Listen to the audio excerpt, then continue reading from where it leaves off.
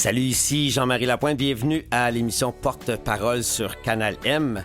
Avec notre émission, on veut vous toucher, vous inspirer, vous partager la démarche personnelle et intime de notre invité, vous faire découvrir le sens de sa vie et aussi vous faire découvrir le but de son existence à travers son rôle de porte-parole. Le grand Viktor Frankl disait que l'important n'est pas ce que nous attendons de la vie, mais ce que nous apportons à la vie. Au lieu de se demander si la vie a un sens, il faut s'imaginer que c'est à nous de lui donner un sens à chaque jour et à chaque heure. Ève Salvaille, bonjour. Salut. C'est drôle parce que on sait que tu es DJ, on sait que tu es aussi musicienne, tu fais des remixes, tu composes. Je me suis permis de te dire que quand le thème commençait, j'avais fait la composition de ce thème-là et tout de suite ta face a changé. Et là, je t'ai vu dans un mode, tu étais en posture d'écoute, puis t'écoutais, puis je te regardais faire « Ah! » Tu avais des réactions. Alors, quand tu te mets en mode d'écoute de musique comme ça, deviens-tu comme dans une espèce de monde, dans un état second? Un peu, oui. Oui, hein? Un peu. Ben, c'est comme on met le focus là, des 5 sens, là, on envoie tout le focus sur un. Genre. Mais je l'ai vu, mais en même temps, je sais pas toi, mais moi, comme musicien, je peux pas écouter une chanson comme le commun des mortels. C'est-à-dire que les gens vont avoir tendance à écouter plus les paroles que la musique. La musique fait partie d'un tout. 3/4 de mon entourage, c'est ça. Moi, je suis pas capable d'écouter les paroles. Je suis pas capable de focusser parce que la musique me rentre trop dedans. OK. Elle me fait trop vibrer. Et si je veux vraiment prendre du temps pour comprendre les paroles, il faut que j'aie le feuillet devant moi puis que je lise. Parce que la musique, moi, quand je l'écoute comme musicien, parce que je trippe, elle me fait vibrer, mais je l'écoute aussi comme compositeur. Là, je regarde comment il a patenté ça, comment il a pensé à faire tel arrangement, tel effet. T'as-tu un petit peu cet univers-là, toi, quand tu fais ta musique? J'ai ça dans le club. Si je vais dans un club, c'est impossible. Je suis pas capable de parler à personne. Je suis pas capable de porter attention à rien d'autre que ce que fait le DJ. Tu sais, quel mix il va faire, comment il l'a coupé cette tune-là. Mais je peux pas croire qu'il a mis cette tune-là. Autant quand c'est un bon qu'un moins bon DJ. Ouais, c'est ça. C'est sûr que je suis un petit peu dans le jugement des fois, là, mais c'est... des fois, je suis impressionnée, tu sais, puis... Mais oublie ça, essayer de parler à quelqu'un dans un club, c'est impossible. Dès qu'il y a un DJ, moi, c'est fini, tu viens de me perdre. On a sûrement dû te poser la question parce que là, t'es sub depuis quoi, 5 ans? Plus que ça? 6 ans et demi. 6 ans et demi, hein? T'as arrêté de toute consommation et rentrer dans un club sub, straight, autant comme cliente que comme DJ, t'as-tu vu une différence? Oui, comme DJ, c'était épeurant parce que je ne savais pas si j'allais être capable de jouer sobre parce que toute ma carrière, j'ai joué. Donc, j'avais déjà 15 ans de carrière derrière moi. Puis là, il fallait que je joue sobre, puis j'avais jamais fait ça, tu sais. Ouais. On réapprend tout sobre. C'est tough, là, la première fois tu crousses quelqu'un, la première fois tu embrasses quelqu'un. C'est toutes des niaiseries qui sont comme hyper grosses au début. Mais d'être dans un club, on m'avait conseillé de m'armer de quelqu'un qui ne boit pas. Donc, d'y aller accompagné toujours. OK. Dans des endroits où est-ce qu'ils servent de l'alcool ou est-ce qu'il peut y avoir des tentations, entre guillemets. Il peut y avoir de la conso autre que l'alcool. C'est ça, fait que j'amenais tout le temps un ami. OK. Un ou une amie. Puis maintenant? Maintenant, ben, disons que c'est pas... Avec la COVID, on a arrêté de sortir, hein, fait que c'est pas quelque chose qui m'attire plus que ça d'aller dans un club de toute façon parce que je l'ai fait, ce trip-là, là, mais c'est ça, j'ai pas été vraiment dans des clubs depuis. Sauf quand c'est toi qui est la tête d'affiche ou c'est toi qui t'es engagé comme DJ, là. Mais je joue plus vraiment dans des clubs non plus. OK. Parce que c'est très difficile. On nous apporte beaucoup de choses pendant qu'on joue, hein? Oh, OK, on parle de substances. De tout, de l'alcool, de tout. Des humains, tout. C'est intrinsèque. Des humains, exactement. Tout. Et c'est intrinsèque j'allais dire au lifestyle, au mode de vie du DJ. Puis, sauf que toi, maintenant, tu ne spins pas dans des clubs, mais tu vas continuer à spinner comme DJ pour des événements. C'est ça. C'est plus ça. Je suis plus corpo, là. Je suis plus dans des événements corporatifs. OK. Ça te manque-tu quand même? Tu sais, faire un DJ, tu sais, mettons, les top DJ au monde te diraient Ève, on veut que tu viennes spinner 2 heures avec nous. On a tel rave, tel club. Non. Ça te tente même pas. Non, je fais aussi des shows. Des avant. Tu sais, j'ai ouvert pour The Chainsmokers, Duran Duran. Mhm. En tout cas, plein de beaux gros noms comme ça. Puis ça, il y a beaucoup de monde. Puis ça fait le party, là. Mais c'est pas quelque chose qui me manque parce que je l'ai fait à New York. J'ai fait que ça pendant 10 ans, 15 ans. Fait que je l'ai fait, ce trip-là. Un peu comme mannequin. Tu sais, je l'ai fait, le trip du mannequin. C'est plus ça qui va t'énerver ou qui va te stimuler plus qu'il faut, là. Ben, c'est coché de ma liste, là. J'ai fait un beau trip, là, en tant que mannequin. J'ai fait un très beau trip en tant que DJ de club. C'est là que j'ai tout appris ce que je connais en tant que DJ. Ouais. J'ai appris comment contrôler les gens aussi, quoi mettre pour les envoyer aux toilettes, pour les envoyer au bar, pour les envoyer sur le dance floor. Ben voyons donc. Ben oui, t'as le contrôle, là, en tant que DJ, c'est merveilleux. C'est drôle pareil, hein? De mettre des tunes pour dégager le piste de danse pour que les gens puissent aller aux toilettes. Faut que tu files ton public. Tu as développé cette aptitude-là avec les années. Mm-hmm. Comment tu es maintenant que tu es une personne sobre depuis 6 ans et demi? L'émission s'appelle Porte-parole et ça faisait longtemps que je voulais t'inviter. Puis le timing était peut-être pas évident. Puis quand tu tapes sur Google ton nom, suivi de porte-parole, il t'a une liste qui sort. Check bien ça. Virée de Noël, la cause du sida, cancer du sein, le camp, l'anorexie, les troubles alimentaires, la journée de visibilité lesbienne, la maison, la Fondation Jean Lapointe, bien évidemment, la Dauphinelle et aussi la Fondation Ève Salvaire. T'en as des implications comme porte-parole, tu sais. Il en manque en plus, là. Ah oui? À laquelle tu penses? Ben là, je m'en vais faire les petits bonheurs. C'est une belle cause qui est pas... Je suis pas porte-parole pour eux, mais je vais quand même participer à un événement pour eux, là. C'est quoi la mission des petits bonheurs? Je vais t'avouer qu'on va skipper ce bout-là parce que j'ai comme pas eu le temps de lire leur mission. Je sais qu'ils viennent en aide aux jeunes défavorisés à Québec, mais j'en sais pas plus. Mais c'est correct. C'est quand même encore des jeunes qui sont défavorisés, des gens qui sont un petit peu poqués par la vie. Et ça te parle. Donc, toutes les causes que je t'ai nommées, c'est toutes des causes qui, à un moment donné dans ta vie, te faisaient vibrer ou tu avais envie de donner. Là. Peu importe, là, tout ce que j'ai nommé. Oui. Mais tu as décidé quand même d'avoir ta fondation à toi. Oui. Et ça, c'est la Fondation Ève Salvaire qui a le but de... Ben, d'offrir à des femmes victimes de violences conjugales et leurs enfants un lieu de repos, de yoga, méditation. Là. OK.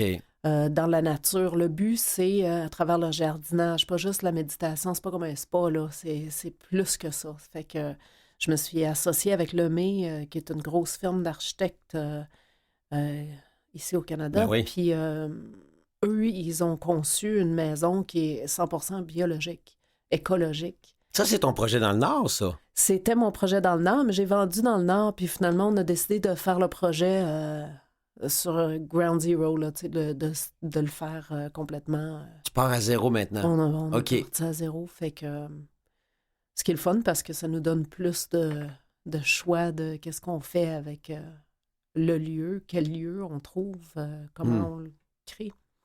OK. Mais ça, pourquoi cette cause-là pour toi? Pourquoi c'est important? Ben, la violence conjugale me touche beaucoup. J'ai eu des relations hyper toxiques dans le passé qui... c'est ça. Fait que c'est une cause qui me touche énormément. C'est difficile de parler de ça aussi quand on a été touché par ça. Oui.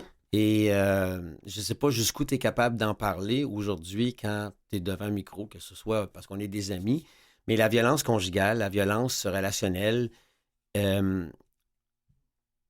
ça nous tue à petit feu quand on est dedans, quand on en est victime. Et même quand on est le bourreau, c'est pas le fun. Non. J'ai rencontré des personnes qui étaient violentes dans leur relation affective et les deux souffrent. Peut-être pas de la même façon, mais les deux clans souffrent. Toi, là, dans la posture où tu es maintenant, quel est ton message quand il y a des femmes qui nous écoutent?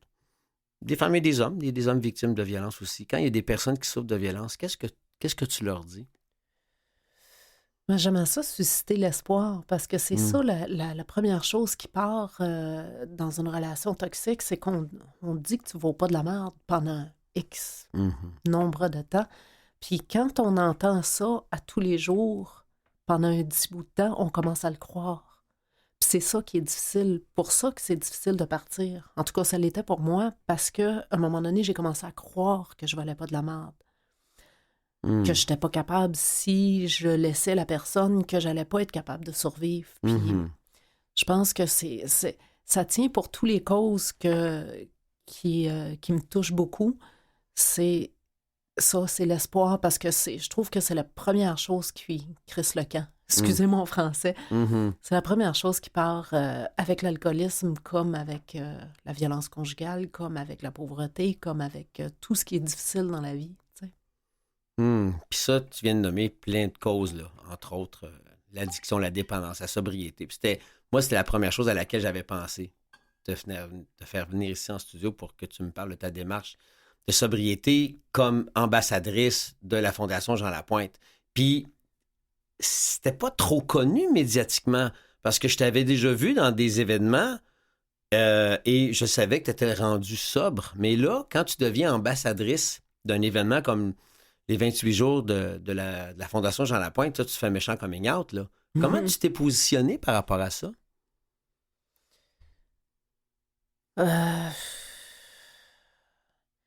Je sais pas, c'est tellement naturel, c'est tellement comme... Je sais pas, je me suis brossé les dents là, c'est pas... Il y a pas de... Il n'y avait pas d'arrière-pensée en arrière de tout ça. Je tripe sur la maison Jean Lapointe. Vraiment, c'est un lieu magique pour moi. Il y a quelque chose de magique à cette maison-là. Puis pour la Fondation, ben, le fait qu'on vient en aide, qu'on vient sensibiliser des jeunes, j'aurais aimé être sensibilisée sur l'alcoolisme quand j'étais jeune. Je ne savais pas c'était quoi. Puis peut-être que s'il y avait eu... puis sûrement qu'il y en avait eu une conférence. Je me rappelle qu'il y avait un gars qui était venu à mon école, puis on avait volé son pote. Pas vrai. Ouais. Parce qu'il montrait c'était quoi, là, tu sais, des différentes substances. Puis nous autres, on passait, il y avait comme une espèce de tray, là. Puis on avait volé, tu sais bien. Mais... Belle délinquante. Ben, c'est ça. Ça dépend. La prévention, il faut faire attention comment on la fait. Mais c'est ça. Je trouve ça intéressant de dire ça parce que quand j'ai commencé à me rendre compte que j'avais un problème d'alcool, j'avais pas vraiment de connaissances sur comment s'en sortir. Je savais même pas qu'il y avait des maisons de thérapie. Je savais pas que ça existait. Tu as eu conscience de ce moment-là quand, toi? C'était à quel moment exactement? En 2016, j'ai eu un bas fond. OK. Puis je me suis rendu compte que peut-être que j'étais pas juste une fille de party, mais que j'avais peut-être un problème d'alcool. Tu sais. Mais ma seule connaissance des manières de s'en sortir de l'alcoolisme, c'était avec les fraternités anonymes. Ouais. Puis ma seule connaissance des fraternités anonymes était les 3 requins dans Finding Nemo. OK. Je savais qu'ils faisaient un meeting. C'est tout. Ça s'arrête de point. OK. Fait que j'aurais aimé... Fait que je reviens à la Fondation Jean Lapointe qui sensibilise les jeunes. J'aurais aimé en savoir plus un peu pour, justement, quand je suis arrivée en 2016 à mon bas-fond, savoir comment ça marche. Ouais. Savoir où aller, quoi faire.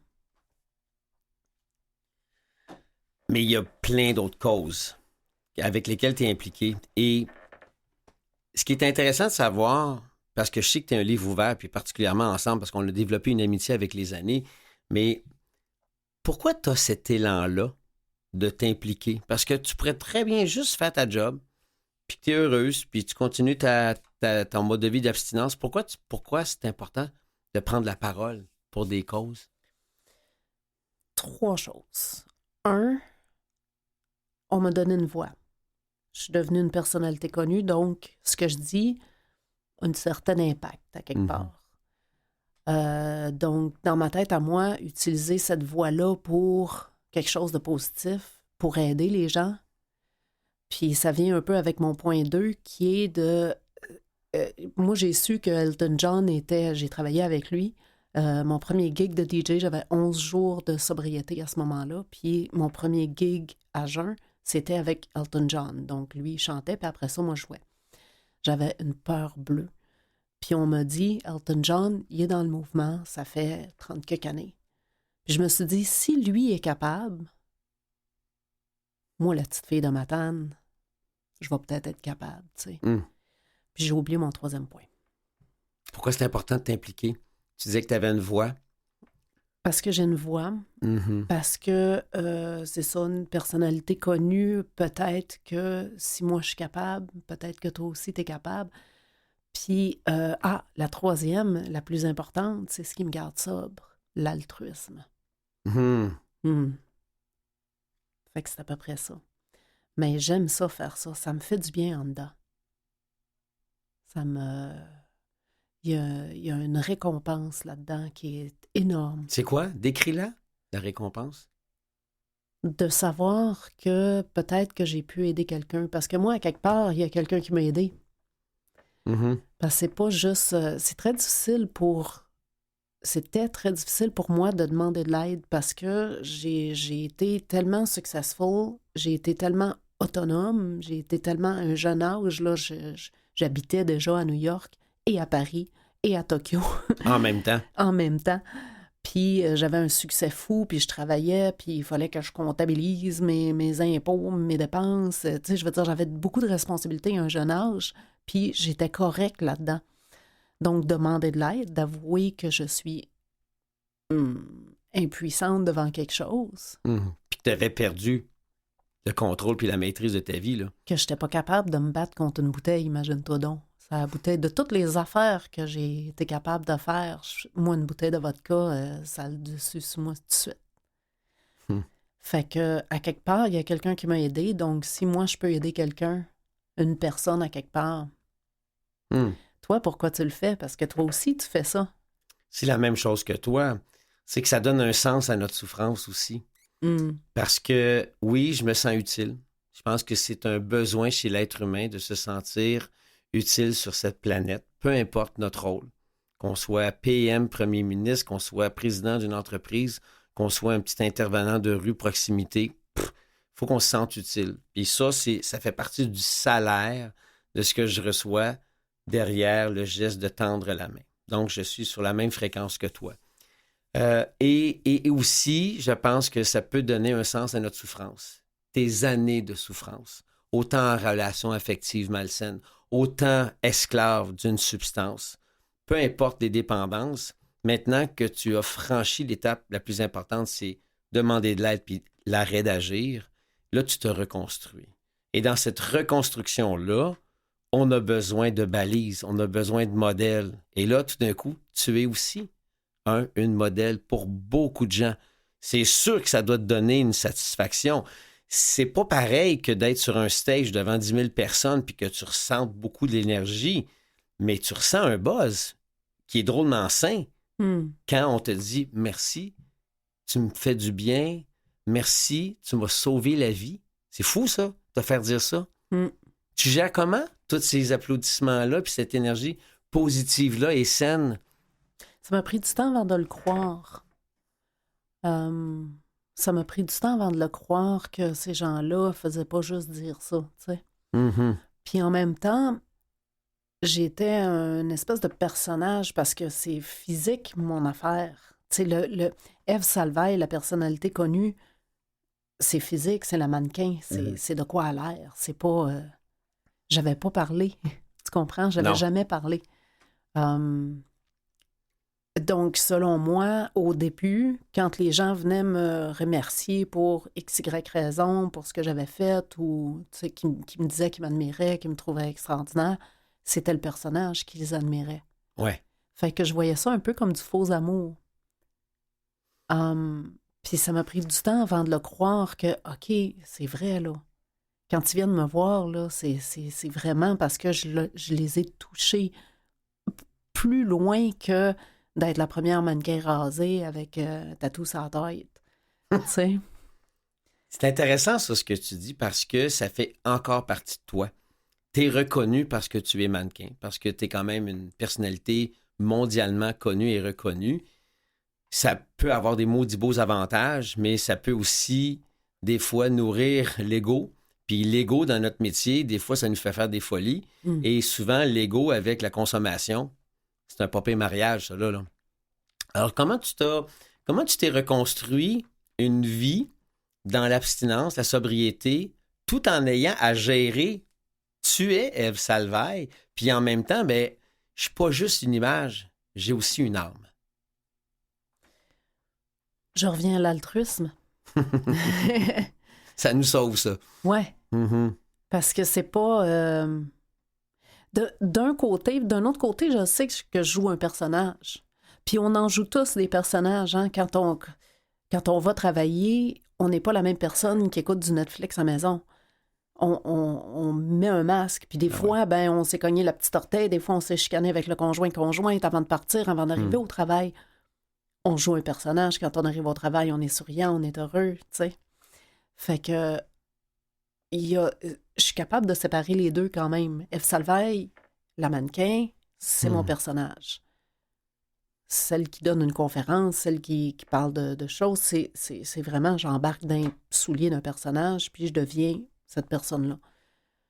Mais c'est le fun de marier les deux aussi. C'est le fun d'avoir une sensibilité. C'est quelque chose que j'admire beaucoup de toi, puis je te l'ai dit souvent, ça, c'est que tu es capable de pleurer.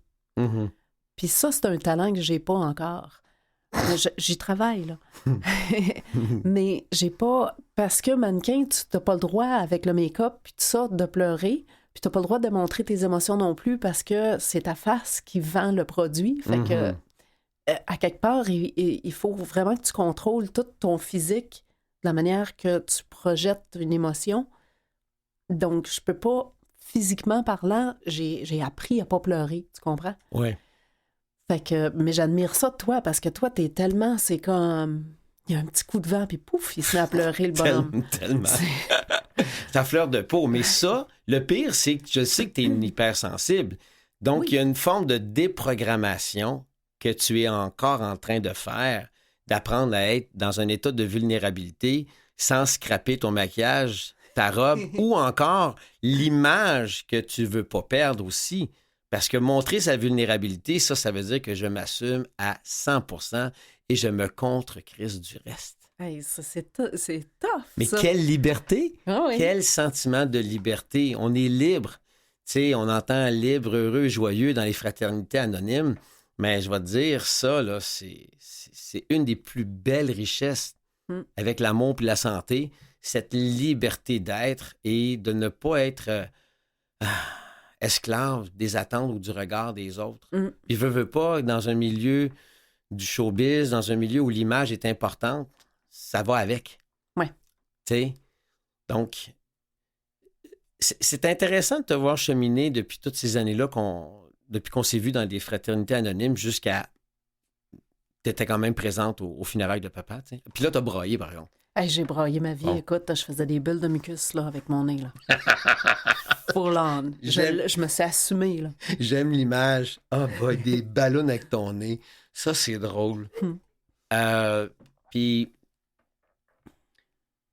tu sais, ce que j'ai beaucoup aimé de cette journée-là, c'était de voir autant toutes ces belles personnes-là, des gens connus, moins connus, qui étaient dans la salle pour rendre hommage à mon père et qui étaient là aussi pour nous supporter. Alors, quand je t'ai vu arriver avec mon bon ami Jocelyn puis Jean-Pierre, t'es là, toute la gang, là. Ça, c'est juste des prénoms, mais c'est tous des gens qui sont dans nos fraternités. Ça m'a fait chaud au cœur. Ça m'a fait chaud au cœur. Puis, on dirait que les gens, quand ils sont dans nos vies à des moments clés, on les oublie jamais. Puis toi, des moments clés, j'aimerais ça t'entendre. Si tu fermes tes yeux, là, puis tu dis, moi, j'ai des moments clés dans ma vie, là. Ça, je pourrais jamais oublier ça, pour telle raison. À quoi tu penses? Ben, d'un côté plus difficile, j'ai eu papa qui était très malade au Mexique. Ça a été un moment clé parce que ça m'a amené dans mon bas-fond. Puis le bas-fond, c'est le moment clé où est-ce que, c'est ça, t'arrives au bout du bout, puis là, il y a juste up. Il y a plus de descente. Fait que ça a été un moment clé, mais j'ai pas... En quoi? Peux-tu me décrire? Je veux pas non plus aller trop dans l'intimité parce que ça touche ton père, puis ton père, il est pas en top shape présentement, mais en quoi ce moment-là, c'est un moment clé?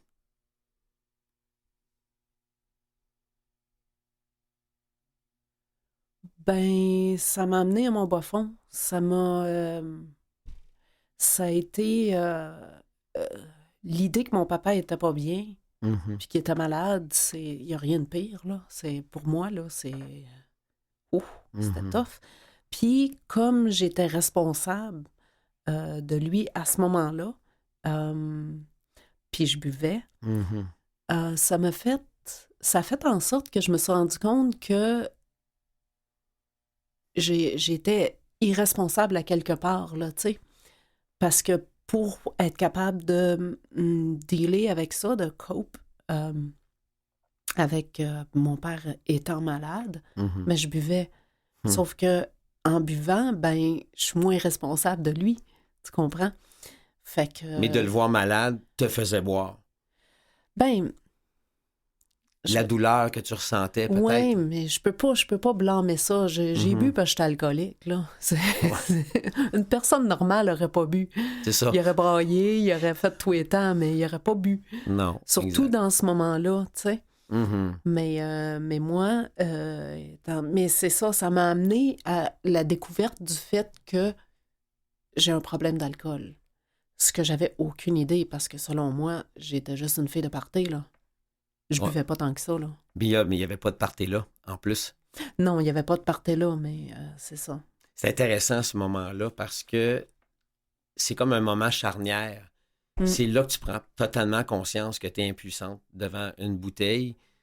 Même si ton père est peut-être entre la vie et la mort, Mm. la bouteille prend le dessus. Oui, C'est puis flyé, hein? c'est ça, c'est que ça peut affecter quelqu'un d'autre. Puis là, c'est Mhm. correct si moi je me détruis. Mais Mhm. c'est quand je commence à détruire les autres que c'est là que, Mhm. oh, wait a minute, ça c'est pas correct, là. Ouais. Fait que, il y a un impact autre que sur moi. C'est un eye-opener. Ça nous ouvre les yeux, en même temps, ça nous ramasse à terre parce que Mm. là, on fait de la culpabilité. On se rend compte à quel point que on fait du tort, on se fait du tort. Mais tant qu'on ne le vit pas, on continue parce qu'il dit, ouais, finalement, je suis pas en train de trop perdre, je suis pas si pire. Sauf que là, c'est non seulement tu peux te perdre toi, tu peux perdre ton père. Et c'est à partir de ce moment-là que tu as décidé, j'ai besoin d'aide. Oui. Hmm, Ben, oui, pas mal là. pas mal là, pas mal pas loin après ça. Puis, du côté un peu plus positif, ben, la découverte de la maison Jean Lapointe, j'en reviens à ça parce que Hmm, ça me touche beaucoup, moi, la maison Jean Lapointe. Il y a quelque chose, comme je disais tantôt, qui est magique là-bas. Puis, c'est avec, en te rencontrant, puis en découvrant la maison Jean Lapointe, puis en parlant à ta sœur, puis tout ça, c'est là que j'ai découvert que j'aimerais ça, euh, j'aimerais ça être intervenante en toxicomanie. ben Fait voyons donc, que, toi. fait que, C'est là que tu as eu le déclic? ben oui. Parce que avec la COVID, moi, j'ai tout perdu, hein, mes emplois et tout. Puis je me suis assis, pour la première fois de ma vie, je me suis assis, puis je me suis dit, écoute, moi, mon travail, il est futile. Je peux perdre tous mes jobs de même, d'un Hmm, coup sec.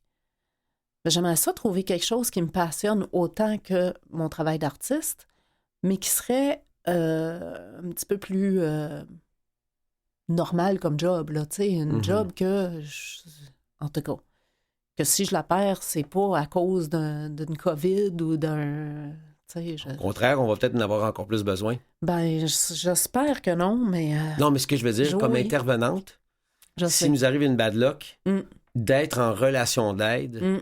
on en aura toujours besoin. C'est ça qui est triste. Il va toujours en avoir Mhm. besoin. Ouais. Fait que, anyway, je me suis assise puis j'ai fait une longue liste de choses. Puis j'avais pensé à ça, à Maison Jean Lapointe, à vous Hmm. autres.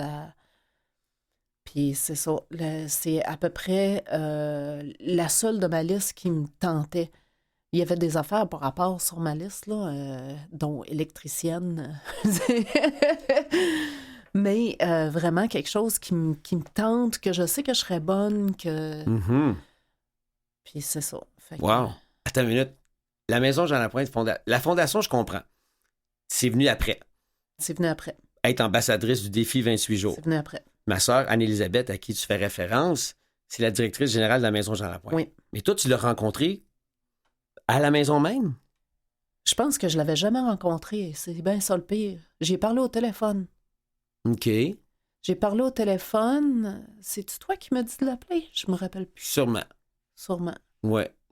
Parce que c'est ça, je m'étais dit, j'aimerais ça être intervenante. Là, une fois que j'ai déterminé ça, ben c'est sûr que c'est la première place que je pense, c'est Maison Jean-Lapointe. Ouais, mais ça, la maison, c'est pour les thérapies. Oui. Mais c'était pas là que tu es allé faire ta thérapie, toi. J'ai pas fait de thérapie. Toi, t'as arrêté avec les fraternités. Moi, j'ai arrêté de seule, ouais. OK. Tout seul, sans l'aide d'un médicament, d'un médecin ou Nope. d'une salle de thérapie ou d'une retraite de 3-4 semaines comme on l'offre à la Maison Jean-Lapointe. Je sais même pas c'est quoi, écoute. Je rentrais à l'université, j'ai aucune idée c'est quoi une thérapie. Puis je m'en vais pour faire ce métier-là. C'est bien pour dire comment les fraternités... On est fous, hein? Oui, ben c'est ça. Ben, on est un peu des électrons libres. Mais ça montre que ce programme-là des 12 étapes, le programme des fraternités anonymes, ça fonctionne et c'est gratuit. T'as pas d'argent? Tu peux pas aller en thérapie? Pas grave, viens. Ça sauve des vies, ça aussi. Mais tout ça pour dire que ta relation d'aide, t'as envie d'en faire un travail aussi. Oui. Ah, j'aime tellement ça, là. C'est vraiment, là, je viens de trouver ma palette. Ça te fait vibrer, hein? Oui, vraiment. Il y a quelque chose de vraiment spécial là-dedans, puis c'est ça. Il te reste quoi à compléter comme formation? Ben là, on s'en vient en examen. Puis c'est stressant faire les examens à 52 ans quand t'as pas été à l'université, rien. J'avais juste un secondaire 5, moi, quand j'ai commencé ça, là. On s'entend qu'il y a beaucoup d'expérience de vie, là. Donc, j'enlève rien là-dessus. Je te pogne en fin de session, là. Mais là, je suis en fin de session, les examens, puis il va me rester le cours d'été. Donc là, tu auras fait ton certificat. Oui. Tu as complété un certificat en toxico. Puis tu veux-tu faire d'autres certificats comme, mettons, en relation d'aide, en intervention? Qu'est-ce que tu vois comme plan de match avant qu'on fasse une petite pause? Non, j'arrête puis je commence à regarder comment je vais aider les gens. Bon. Good. C'est une belle surprise. Je savais pas que tu me faisais un scoop de même, à savoir que là, c'est Ève Salvaille, DJ, mannequin, femme d'affaires, intervenante. Ça paraît bien ça sur une liste, hein? On aurait vu le contraire. On commence à intervenante puis on finit avec le DJ ou le mannequin. Mais toi, de toute façon, t'as pas une vie standard, hein? Non. Petite pause, puis on revient avec Ève Salvaille, ici Jean-Marie Lapointe. Vous êtes à l'écoute de l'émission Porte-Parole sur les ondes de Canal M.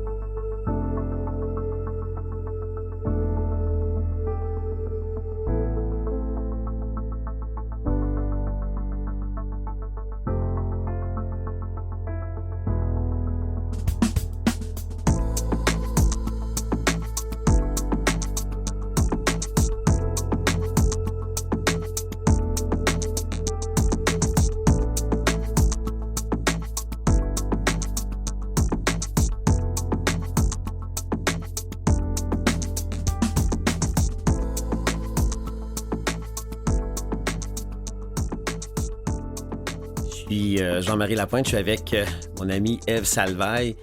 Là, c'est sûr que je me gâte. Cette émission-là, quand on l'a créée, l'idée est venue de mon agente, Marie-Philippe Lemarbre et moi. On l'a créée, puis après ça, je me suis dit, c'est vrai que ça prend de la musique. Puis là, je dis, ben la musique, c'est pas... Depuis que j'ai 5 ans que j'en fais. Alors, j'avais des tunes. Alors, j'ai proposé telle ou telle tune. La première, j'ai pris des bandes originales des tunes à mon père, des albums des années 70 et 80. Puis j'ai remixé ça. Puis ça, c'est une compo. Alors, c'est pour ça que je disais à Mathieu, notre technicien, attends, laisse-la jouer un petit peu, je vais l'écouter avec Ève un petit peu. Puis c'est ça qui est le fun parce que je le sais comment tu écoutes la musique, puis je sais comment tu peux en composer, puis tu peux en faire jouer. Puis ça, pour moi, c'est aussi important que le gym, que de méditer, que de bénévoler, que de faire des choses qui ont du sens pour moi. Puis d'offrir de la musique, là, je m'en fous de ne pas être payé. C'est une offrande. Ça, pour moi, ça me fait vibrer. Puis j'ai l'impression que tu penses pas mal comme moi là-dessus. Ah ben oui. C'est drôle, j'avais écrit une tonne avec Bryan Adams. Puis ça fait longtemps de ça. Puis Je pense que j'ai le talent de musicienne. J'ai une bonne oreille, j'ai une bonne qualité de voix puis tout. Mais je perds tous mes moyens dès que j'arrive devant un micro. Je, je suis pas capable. T'es pas capable de chanter? Non, il y a comme un blocage, il y a des murs qui se forment, puis ça sort pas. Même chose actrice, j'ai bien de la misère. Puis, on dirait que je suis trop vulnérable, je suis trop dévoilée à faire ça. Puis, fait que la tourne avec Bryan Adams, dans le closet, sa tablette, a accumulé la poussière depuis, j'ai écrit ça, ça fait longtemps en vierge. Mais es-tu obligé de la chanter? Est-ce que tu peux l'offrir à un artiste? Ben, c'est ça que j'ai fait! Ben, c'est qui? Je sais pas si ça va être fâché si je dis son nom, hein? Mais est-ce que c'est connu que c'est toi qui lui a offert, qui l'a composé? Et ça vient d'être fait, là. Ça fait même pas 2 semaines. Là. Hein? Ben là... Ben, elle n'est pas faite. J'ai demandé si elle était intéressée à l'entendre. OK.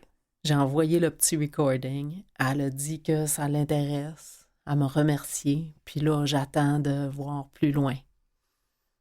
J'avoue que c'est touché. J'ai envie de savoir c'est qui, mais en même temps, j'ai envie de respecter l'anonymat parce que c'est pas encore connu. Comment tu te sens là-dedans? Je sais pas. Je trouve ça le fun, l'idée de... Ben, garde, je vais y en parler, puis... OK. On va te revenir avec ça parce que c'est ça, je sais pas où est-ce qu'elle est rendue avec ça, je sais pas rien. Okay. Mais c'est quand même un nom connu, c'est ça que tu es en train de me dire. Parce que si elle n'était pas connue, ça serait déjà moins risqué, puis peut-être que la fille serait contente que « Ah non, drop mon nom, ça va m'aider. » C'est ça.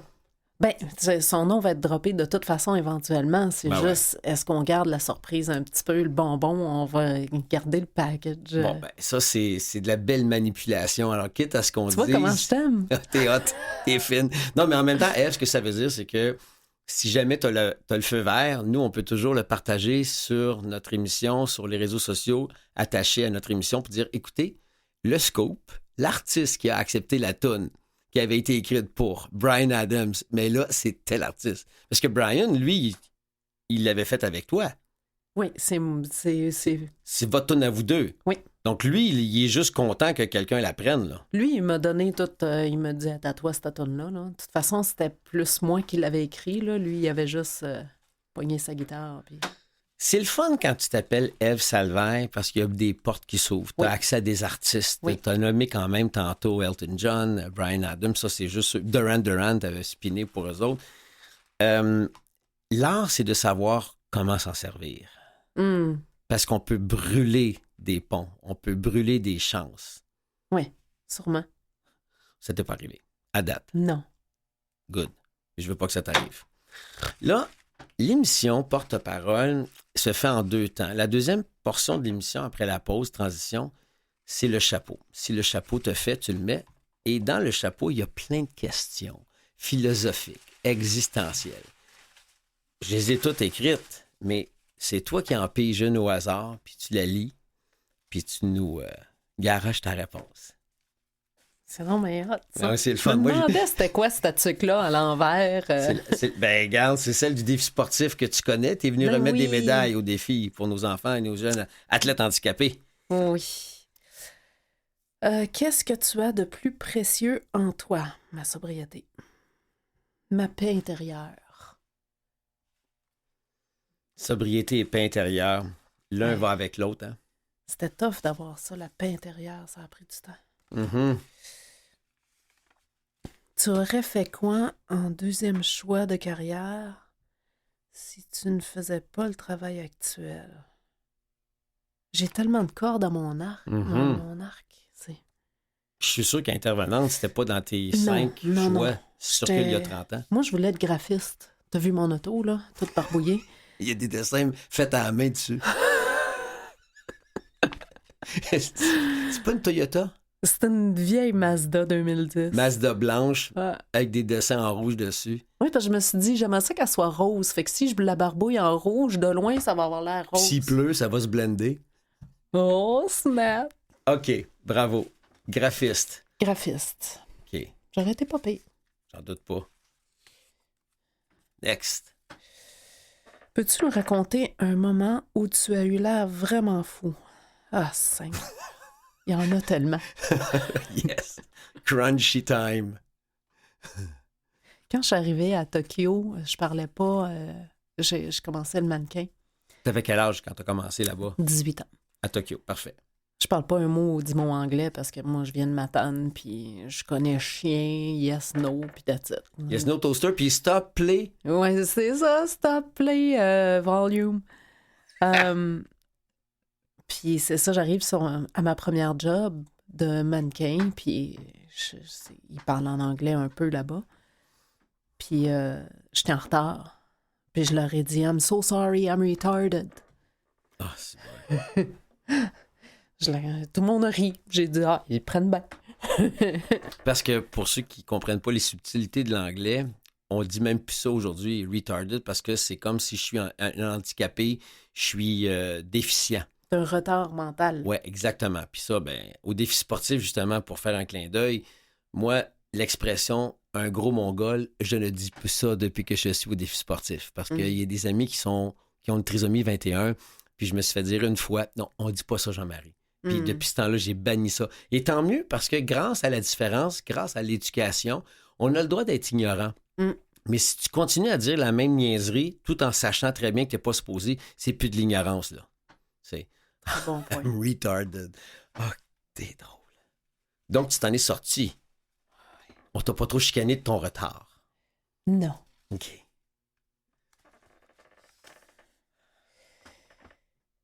Si tu savais que tu allais mourir subitement dans 1 an, quand même, 1 an, c'est pas pire, changerais-tu quelque chose à ton style de vie? Pourquoi? Je vais t'avouer que je recommencerai à fumer. C'est fucké, hein? Maudite cigarette que j'aime ça. Mais t'es folle. Ah! Attends une minute, là. Ben, tant qu'à mourir, on va recommencer à fumer. OK, c'est parce que t'avais du fun à fumer si tu me dis Ah non, ça. mais j'aime ça, fumer, moi. Ah non, mais écoute, je t'en fumerais une drette là. Oh, que je la fumerais. Oh non. Oh non, non, non, non, non. OK, mais you're addict. T'es vraiment... Ah non, moi, la addict. cigarette, là, c'est mon addiction numéro 1. L'alcool vient en 2e. Oh my God. Ah, c'est fou, là. C'est pour ça que tu vapotes pas. C'est pour ça que tu Non, tiens je loin peux- de il faut tout pas ce que qui je peut... touche. Écoute, quelqu'un fume sa rue, là, je vais le suivre, puis je vais inhaler, puis je vais le garder en dedans, là. Je suis folle de même, là. Ah ouais. J'aime ça, la cigarette. C'est maudit que c'est bon. So one step away from disaster. Toi, là, Ah, la je peux cigarette, pas là. t'offrir une cigarette par amitié puis pour le fun, juste une pour la route. Oublie ça. Ah non, je l'ai fait tellement souvent, ça. Ça te déclenche. C'est ma fête, là, je vais en fumer rien qu'une. OK, donc... Tu sais, la première est dégueulasse, là, tu te forces, là, t'es comme... Là, la tête te tourne, t'as envie de vomir. Non, je vais y aller, je vais y arriver. Dans la chambre. Je- Non, mais attends une minute. Si tu sais que tu vas mourir dans 1 an, qu'est-ce que tu changes dans ton mode de vie? Je recommence à fumer. C'est fucké, hein? Ouais. Pour te dire, j'ai des problèmes. T'es pas guéri, man. Non, Christ, non. Loin de là. Aïe, aïe, aïe, ma perché. Le métier que tu as choisi de faire est-il devenu ce que tu pensais qu'il serait? Ben, j'ai pas vraiment choisi de faire ça parce que le bon Dieu m'a fait de même. Puis après ça, Jean-Paul m'a... Mais... Jean-Paul Gaultier, pour pas le nommer, mais attends une minute. Là, tu parles du métier de DJ puis de mannequin. Parce que à 16, 15, 14 ans, tu avais pas rêvé d'être ni mannequin ni DJ? Non. C'était pas du tout dans ton champ de vision. Bon, non. Là, t'étais à Matane à ce moment-là? Ah oui, j'avais un mohawk sur la tête, j'étais punk, je sacrais aux 2 mots, puis je faisais des drogues.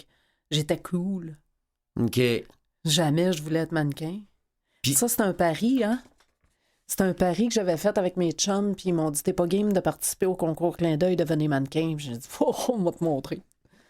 J'ai laissé pousser les côtés de mes cheveux, tu sais, pour pouvoir participer, puis j'avais un mohawk. OK. Puis j'ai participé, puis je l'ai gagné, tabarnache. Mais c'était pas comme au salon Pepsi Jeunesse puis des affaires de même. T'as commencé comment? T'avais un concours, puis après ça, c'était quoi les plateformes pour qu'on Ben, te voie? après ça, t'avais un contrat de 2 ans et demi ou quelque chose comme ça avec Giovanni. Ah, OK. Puis là, Qui était une ben, grosse agence à l'époque? qui était l'agence de Ben mannequin. Ben ouais. Et puis, c'est ça. Puis, je suis devenue mannequin. Aïe, aïe. Donc, c'est ça, si tu penses à la question que tu viens de piger, c'est que est-ce que c'était ce qui c'est devenu ce que tu pensais que ce serait? Ben, tu n'avais jamais pensé. Non, mais tu sais, mettons que je prends quelque chose que peut-être que je pensais. DJ, je savais pas que j'allais être ici. DJ, j'étais professionnelle videuse de club. Moi, je te vidais ton club en 3 tonnes.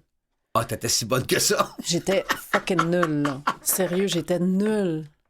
Puis c'est ça, pour ça, je parle de ça dans mes conférences, que les seuls 3 boutons que je connaissais, c'était play, stop, puis volume. Volume. Puis play, stop, c'est le même bouton. Si tu vois les tables tournantes, là, c'est que des boutons, là. Ah ouais. C'est un bouton pour play, stop, puis le volume, c'est un Moi, je autre. l'ai entendu, ta conférence, puis ça, le stop, play, volume ou play, stop, volume, je sais pas dans quel ordre tu le dis. Ouais. J'avais trouvé ça tellement drôle. Puis le pire, c'est que la conférence que t'as faite, là, Hein? c'est la première que tu faisais. C'était la première. Je t'ai Et trouvé tellement canon en plus. heureusement, tu me dis, toi, t'es venu backstage, j'étais en panique totale. Écoute, je voulais mourir de là. Qu'est-ce que je t'ai dit? Je me souviens pas. Tu me dis quelque chose qui m'a réconforté. Tu me dis, t'as pas besoin de les impressionner, ils ont déjà acheté un billet, ils sont déjà assis là. Tu m'as calmé. C'est vrai. Ouais. Hey, heureusement que t'étais là.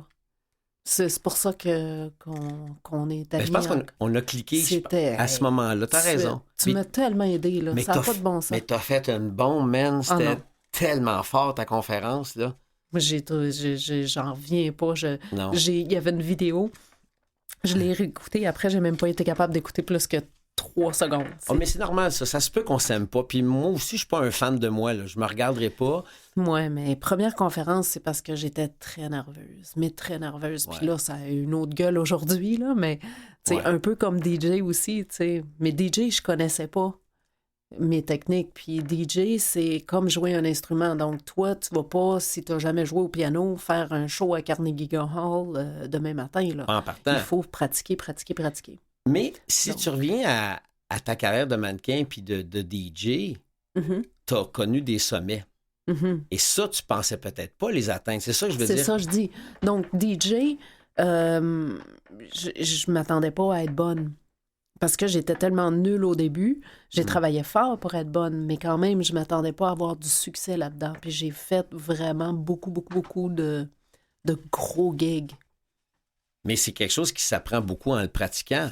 Oui, mais quand même, il faut quand même aimer ça, avoir un certain talent. Oui, avoir, mais t'avais-tu des gens, t'as-tu eu des mentors? Y a-tu des DJ qui t'ont montré à garde, là? C'est Oui. plus juste stop play volume. Je vais te montrer à comment filer oui. la musique, comment la planifier, comment faire des mix, comment sentir la vibe. Ça s'apprend, mais ça s'apprend en le faisant. C'est ça. Donc, t'as eu les deux, toi. T'as eu des bons modèles. C'est ça. Comme qui? T'as-tu une couple de noms qu'on pourrait connaître? DJ AM, c'était mon idole, puis il est mort.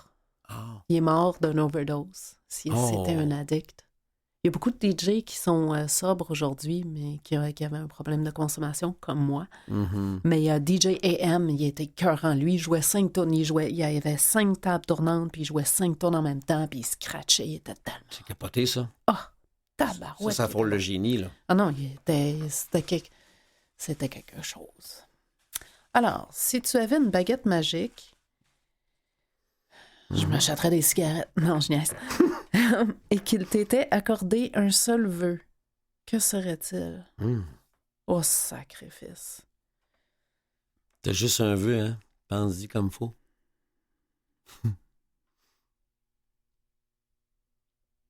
J'aimerais quasiment mieux pas l'avoir. C'est pas... Parce qu'à quelque part, ma vie, je changerais rien. Je changerais rien de ce qui est arrivé dans le passé. Je changerais rien de ce qui va arriver. Fait que OK, je vais t'aider à ta réponse. Moi, Offre ce vœu-là à quelqu'un. c'est ça. Donc, tu donnerais la baguette. Qu'est-ce que tu souhaiterais à quelqu'un d'autre? Présentement. De tout ce que tu vois sur la planète ou dans ton petit univers à toi, tu ferais quoi avec cette baguette-là? Ben, la santé dans ma famille. Mhm. Hmm. Yes.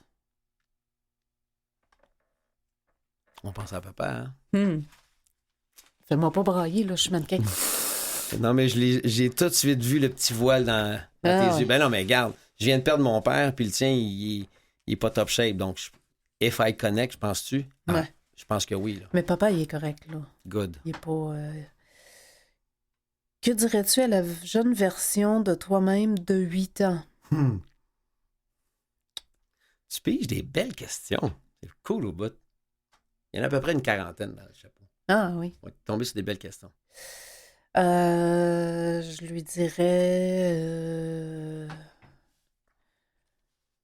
je lui dirais qu'elle est bien hot. On va Ah, continuer de même. c'est le fun. J'ai jamais entendu cette réponse-là. C'est beau. Donc, tu dirais à toi, à ta petite... Imagines-tu ta vie? À 8 ans, on dit t'es hot. À 10 ans, on dit continue, t'es hot. Mm. À 15 ans, on dit hey, la belle, t'es hot. Mm. T'es pas la même, hein? Mm. On n'est pas la même personne quand on n'arrête pas de se faire dire qu'on est beau, qu'on est bon, qu'on est fin, qu'on croit en nous. Mm, mm. Wow! Ça, c'est de la vitamine, hein? Ah ben, c'est sûr. Continue, continue, c'est le fun, tes questions. Tu vas t'en répondre, toi Pogne, aussi. pogne, les gars, on va tout dépasser. On y passe toutes. Ben, pas les 40, là, mais on a encore une couple de minutes. Quelle a été la plus grande surprise dans ta vie? Oh, toutes. À chaque jour, il y a une grande surprise dans ma vie. Ah oui? Ouais. Est-ce qu'il y en a une à date, aujourd'hui? T'as-tu eu une surprise? Ben, écoute, tout est une belle surprise. C'est merveilleux. Je sais pas, chaque jour, juste le fait que je sois vivante, puis que je sois, tu sais, que j'ai survécu à ce que je faisais ce que je buvais comme alcool. À tous les abus que tu t'es auto-infligés. Ouais, c'est ça. C'est comme ça. Ou C'est une les belle abus surprise. dont tu as été victime Mm. aussi. Mm. On parlait des relations toxiques. On peut mourir à cause de l'amour. On peut mourir dans des relations. Tu as survécu à ça. Donc, juste de te lever par toi-même, c'est une petite surprise. C'est ça que tu me dis. Oui. Mm. Mais tu sais, je me lève le matin, puis je sais où est ma voiture, je sais qu'est-ce que j'ai fait hier, je me sens bien, j'ai pas mal à la tête, j'ai pas le goût de mourir. Ça, c'est une belle surprise, là. Chaque matin, je suis comme... C'est comme si j'avais vécu un cauchemar pendant 10 ans que je buvais. C'était le cauchemar, puis là, j'en suis sortie, je viens de me réveiller, là. Mm. Ah, c'est merveilleux, là. Tous les matins, tu te lèves, t'es comme... La vie est belle. La vie est belle. Si tu as la possibilité de passer une journée de ta vie en compagnie d'une personne décédée, ça serait qui? Grand-papa. C'était qui pour toi? Grand-papa, c'est ma puissance supérieure. Grand-papa, c'est Dieu pour moi. Mm-hmm. C'est le seul que je vais arrêter de parler parce que je vais brailler, puis je veux pas brailler. Hein? Je veux pas faire une Jean-Marie Lapointe de moi. Ben non, là. d'un coup, t'aurais l'air folle. Écoute, d'un coup, j'aurais l'air sensible. Ben, mettons que je gratte un peu. Bon, le petit maudit. Mais non, mais juste que tu me dises, c'est pourquoi il est important pour toi? Ça représente quoi, ton grand-papa? C'est grand-papa paternel ou maternel? Paternel. OK. C'est drôle parce que mon père biologique est mort, puis j'ai pas dit lui. Mais en tout cas. Papa, grand-papa, c'est un être extraordinaire. Puis tous les gens qui l'ont côtoyé, puis qui l'ont, même ses enfants, parce que des fois, c'est les grands-parents, on a une relation différente que les enfants ont eu avec eux. Mm-hmm. Mais même ses enfants disent ça, là. C'était une personne vraiment extraordinaire. Mm. Il n'y en a pas. Il parlait aux animaux. C'est un peu comme Dr. Dolittle. Oui. Fait que des animaux qui avaient des injuries Ouais. allaient le voir, puis ils le suivaient. Puis, Ah, ouais, c'était vraiment capoté, là. c'était-tu dans le bas du fleuve, ça? Non, à Plessisville. OK. Il était à Plessisville, lui, mais tu sais, il trappait le lièvre, puis à un moment donné, il y avait un corbeau avec une aile de cassé qui l'a suivi pendant des milles et des milles et des milles. Puis à un moment donné, à force de faire chouchou, il a arrêté, puis il a dit, bon, c'est quoi le problème? Il s'est rendu compte qu'il y avait une aile de cassé, il l'a réparé. C'est vraiment comme des histoires de même, là. Puis il a fait ça plus qu'avec juste un animal. Ah non, plein. OK. Quand il est mort, j'étais à la plage, j'avais un gig aux Bahamas avec Ziggy Marley. Mhm. Puis j'avais été à ma chaise de plage qui était comme retirée un peu, puis il y avait plein d'oiseaux sur la chaise de plage ce matin-là. 2 minutes après, mon téléphone a fait ting-ting. C'était mon frère pour me dire que grand-papa venait de mourir. Je le savais déjà. T'avais le feeling? Ben, j'ai vu des oiseaux partout sur ma chaise. Vraiment, là, je te jure, ma chaise, il y avait plein d'oiseaux dessus. C'était vraiment weird. Mais est-ce que ton grand-papa était malade à ce moment-là? Oui, il était sur le bord de mourir, puis Tu savais que ça s'en venait? je savais que ça s'en venait, mais pas nécessairement là. Mais le signal des oiseaux, ça, Des oiseaux. Je savais qu'il était mort. Oh, wow. Puis ma tante, sa fille, elle il y avait un corbeau qui criait sur le bord de sa fenêtre. Ben, voyons. Oui, c'est des histoires capoteuses. Comment veux-tu ne pas croire aux signes Oui. de nos disparus, tu sais? Petit clin d'œil de maman. Moi, des fois, je vois, ça, c'est maman qui me fait un petit clin d'œil. Tu sais, Oui. Puis, tu sais, c'est pas toujours scientifique, notre affaire, mais ça fait du sens pareil. Oui. Ben même la vie, les coïncidences, les choses qui arrivent dans ouais. notre vie. Moi, je pense que les signes étaient là, même quand je consommais. C'est juste que je les voyais pas. J'y portais pas attention non plus. C'est la grande différence. Puis la synchronicité à laquelle tu fais référence, justement, c'est des drôles de hasards qui arrivent à des drôles de moments. Ben moi, non, c'est pas des hasards, il y a une connexion divine. Tu sais. Ben oui. J'ai lu une phrase de Carl Sagan qui disait « Preuve de l'absence ne veut pas dire absence de preuve. » Non, c'est le contraire. Absence de preuve ne veut pas dire preuve de l'absence. C'est pas parce qu'on peut pas le prouver que ça n'existe pas. Tu sais. J'avais beaucoup aimé Carl Sagan. On achève. Et en fait, la question que j'ai envie de te poser, j'aime beaucoup finir l'entretien avec ça parce que ça nous dit où est-ce que tu es présentement. Donc, si je dis Ève Salvaille, c'est 3 petits points. Tu complètes ça comment?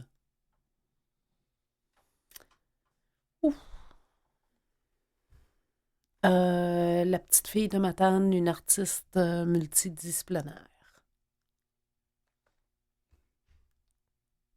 Qui, la prochaine fois qu'il fera une entrevue avec Jean-Marie, n'aura pas peur de pleurer. Yep. On a roulé dans Garnotte tantôt, hein? Oui, Ça passait proche. Écoute. Ça a passé proche, là. Moi, en tout cas, j'ai compris une journée, une chose importante dans ma vie. Tu sais, j'avais peur de déranger les gens quand je pleurais. J'avais peur que les gens me trouvent faible. J'avais peur qu'ils me prennent en pitié. Ou j'avais peur de « Oh, mon Dieu, j'aime pas déranger les gens. J'avais peur que ça dérange les gens. Ah oui, OK. Ouais, j'avais peur. Puis je me fermais. Puis je me suis rendu compte, non, pleurer, c'est aussi démontrer à quelqu'un que tu l'aimes. C'est montrer à quelqu'un que cette personne-là te touche. Et c'est aussi montrer à quelqu'un, regarde, je suis dans un état de grande vulnérabilité, puis c'est pas juste parce que c'est triste. Des fois, c'est un trop plein d'émotions. Puis surtout, quand on arrête de consommer, on les vit à froid, ces émotions-là.